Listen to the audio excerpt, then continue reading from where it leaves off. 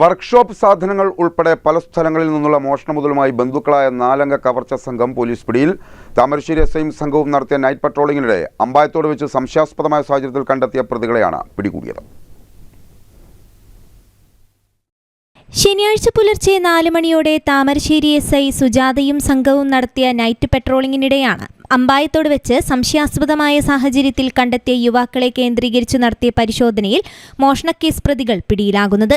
മലപ്പുറം പോത്തുങ്ങല്ല് മുണ്ടേരി പാടിക്കര വീടിൽ ദേവൻ, ബാലുശ്ശേരി തിരുവോട് പാലോളി ലക്ഷം വീട് വീരൻ, വയനാട് അമ്പളക്കാട് ചെറുവാടിക്കുന്ന് അജി, പൂനത്ത് കുണ്ടുകുളങ്ങര രതീഷ് എന്നിവരാണ് പിടിയിലായത്.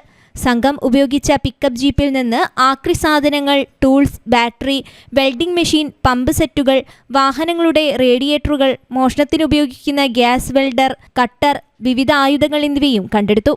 മോഷണം മുതൽ കടത്താൻ ഉപയോഗിച്ച പിക്കപ്പും പോലീസ് കസ്റ്റഡിയിലെടുത്തു.